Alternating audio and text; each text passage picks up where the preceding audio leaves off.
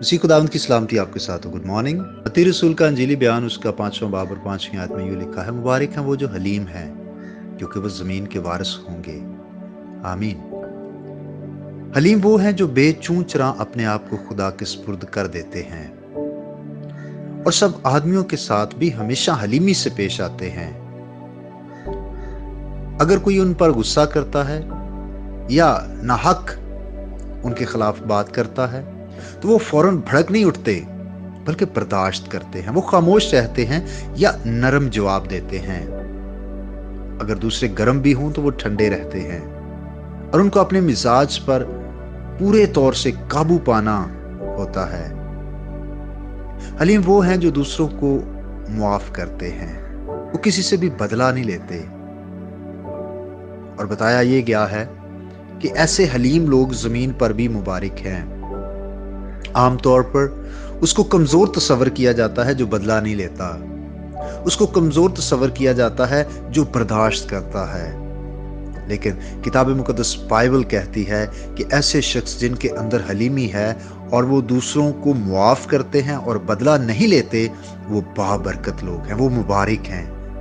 क्यों? क्योंकि वो हमारे खुदावंद यीशु की पैरवी करते हैं। उसने भी हमेशा हलीमी का मुजाहरा किया और उसने खुद दावत दी कि मुझसे सीखो क्योंकि मैं हलीम हूं और दिल का फरोतन।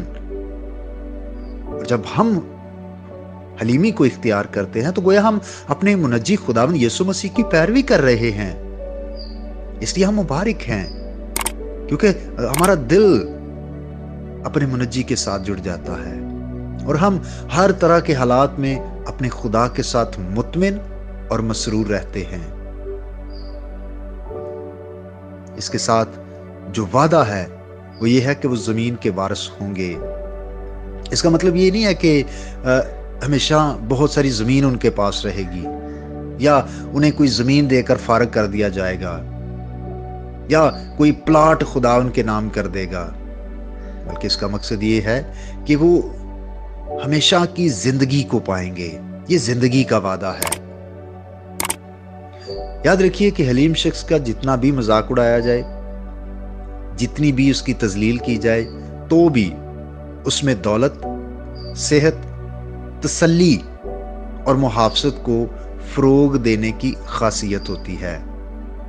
इसका यह भी मतलब है कि जहां पर यह लिखा है कि वो जमीन के वारिस होंगे, इससे मुराद यह है कि वो मुल्क के वारिस होंगे, यानी मुल्क कनान के, जो आसमान और फरदौस की एक मिसाल है कि वो आसमान के वारिस होंगे।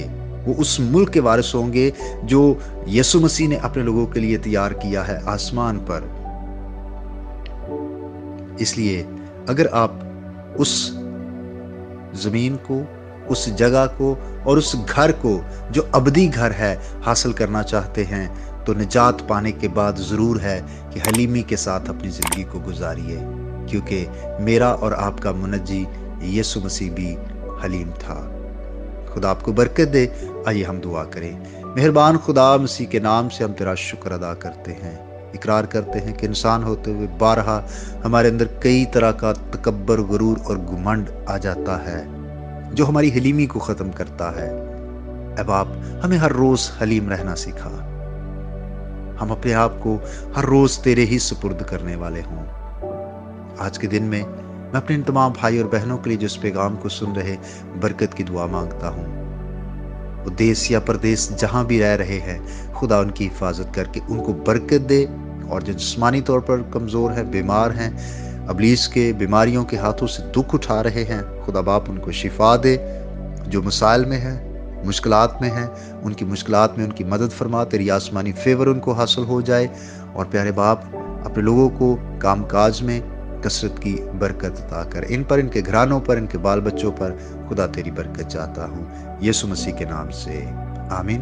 मेरा नाम पास्टर बिशारत है और ये पैगाम आपको इवेंजेलिकल चर्च अट्टा की तरफ से भेजा गया। अब तक हमारा चैनल सब्सक्राइब नहीं किया तो अभी सब्सक्राइब करें और बेल आइकॉन को क्लिक करके हमारी लेटेस्ट वीडियोस के बारे में